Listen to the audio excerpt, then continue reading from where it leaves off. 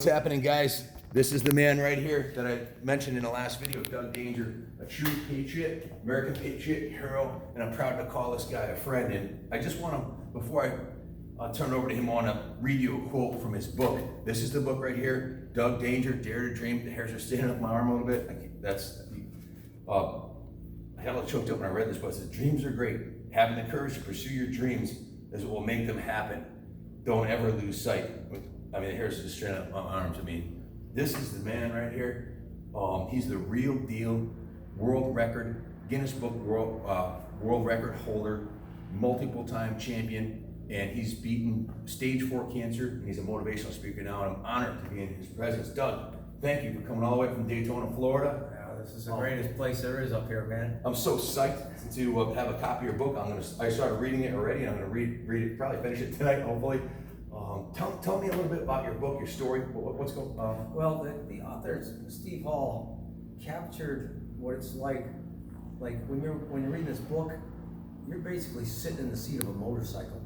He makes you feel he's a motorcyclist. So when I was hitting ramps at 100 miles an hour, he describes it, and you can feel how fast he gets you into the book. You're not just reading it; it's an adventure. It starts out when I was in the coma for a month. And he talks about it from the family's point of view, what they saw, how they felt, the horror that went on through it. And then afterwards coming back and then going out and jumping Evel Knievel's motorcycle over 22 cars after cancer and that horrible crash I had, and just survival. It's a very inspiring book, and we have had unbelievable reviews on it. Everything has been 5-star, just non-stop comments about how great it is. I'm so blessed to have had my cousin write this book. This book, folks, you can buy a copy of this book. Be the best. If you have a motorcyclist in your family, if you are a motorcyclist family, buy a half dozen of them. Your Christmas shopping's done. And I believe, Doug, are you signing the inside of these or just? Yeah, it's as long as you fill out the stuff. You go to DougDanger.net and then order it from our website. Then you can just relay the information of who you want it signed to. How cool is that? We can get it done. We have everything signed. So Doug signed this copy, which I'll keep here so my grandkids will have this long after I'm gone to the New England Motorcycle Museum. Happy landings, Doug Danger. Just honored to be in your presence. You're a true champion and a hero, and we're proud you're a local. You're right out of Massachusetts originally. You may live in Florida now, but your heart and your friends, all these guys around here can't go to a motorcycle show. Everybody knows you, So I come up here. I come up here and see all my friends. I've done a whole bunch of book signings up here in places like I don't even think I know anybody, and a place gets packed with people coming in to get books. It's like, I saw you do this. You sit there and you at one spot you sell 100 books, and every single person has a story they got to tell you about when they saw you jump or what this one, this one, and that.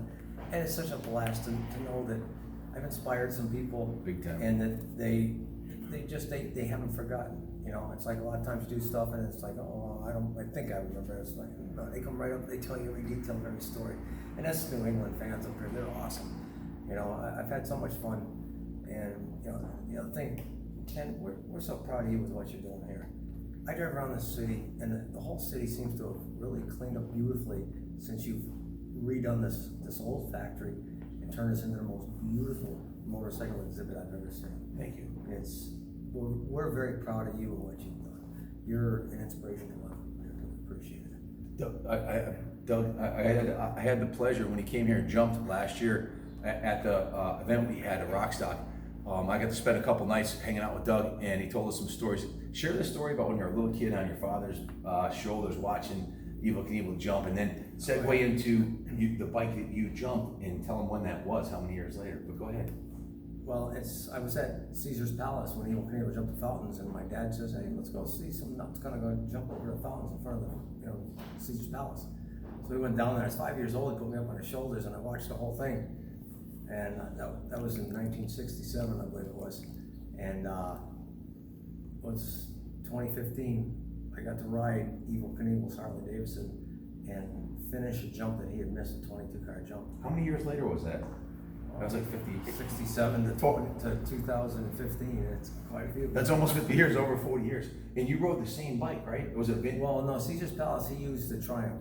But the bikes that he was using for a lot of the stuff you saw on ABC, Wide World Sports, I got to jump that bike. That was a Harley Davidson XR 750, am I correct? Right, and I'm the only guy that's ever been able to jump that bike. So that was Nobody else actually, has ever done that. I believe you have a good relationship with the Kimball family. You must to have that, been given, bestowed the honor to jump his bike. Robbie's a good friend, he's a nice, really nice guy. You know, Robbie Kimball's CR500 is upstairs here now, so. I saw that, I was like, all right, it looked like it went down on Someday maybe your CR500 will be in here too with it, so. Yeah, when I'm be a done, great place you know, for it. I'm not done yet. No, I know that. You know, he's an inspiration for us older guys too. I'm 55. How old are you, Doug? 58, 58. And he went out and set the world record at how many years old? 53 years old. 53 years old. I beat all the kids.